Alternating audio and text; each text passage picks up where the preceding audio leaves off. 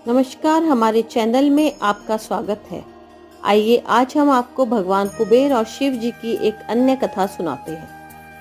पूर्व जन्म में भगवान कुबेर का जन्म एक ब्राह्मण परिवार में हुआ था, जिसका नाम गुणनिधि था। लेकिन उसमें एक अवगुण था कि वह चोरी करने लगा था। इस बात का पता चलते ही उसके पिता ने उसे घर से निकाल दिया।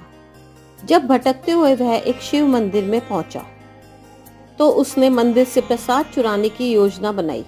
वहां एक पुजारी सो रहा था, जिससे बचने के लिए गुणनिधि ने दीपक के सामने अपना अंगूछा फैला दिया।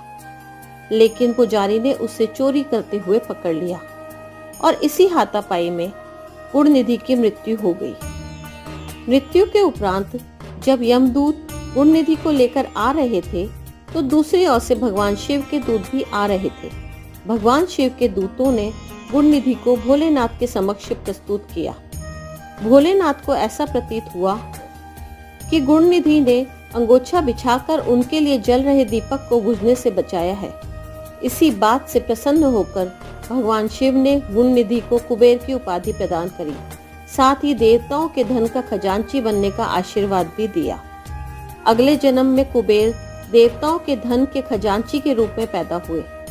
देवताओं के कोषाध्यक्ष कुबेर देव के पास बहुत धन संपत्ति थी, परंतु कुबेर को अपनी धन दौलत पर घमंड हो गया था। एक दिन कुबेर घमंड के साथ ही शिव जी के पास पहुंच गए और शिव जी से कहा कि मैं आपको अपने महल में खाने के लिए आमंत्रण देने आया हूँ, आप चलें और मेरे यहाँ भोजन करें।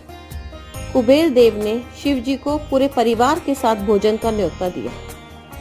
शिव जी समझ गए थे कि कुबेर देव को अपने धन और पद का घमंड हो गया है। भगवान शिव ने कहा कि हमसे अच्छा है कि आप जरूरतमंद लोगों को भोजन कराइए तो बेहतर रहेगा, परंतु कुबेर नहीं माने।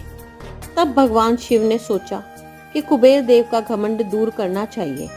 उन्होंने कहा कि मैं तो नहीं आ सकता, लेकिन आप गणेश जी को ले जाइए और ध्यान रखना, गणेश खाने में जल्दी तृप्त नहीं होते हैं। कुबेर देव को अहंकार तो था ही। उन्होंने कह दिया, यह तो अत्यंत सरल है, मैं तो सभी को भोजन करा सकता हूँ, तो गणेश जी को भी तृप्त कर सकता हूँ। शिव जी ने गणेश जी को कुबेर देव के यहाँ भोजन करने के लिए भेज दिया। गणेश जी कुबेर देव के महल में पहुँच गए।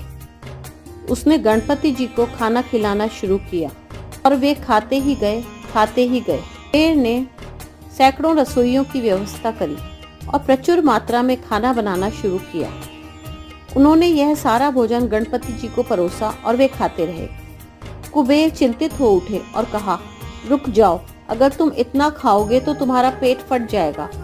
गणपति जी ने कहा, आप उसकी चिंता मत करिए, देखिए मैंने एक सांप को एक कमर पेटी के रूप में बांध रखा है, तो आप मेरे पेट की चिंता ना करें।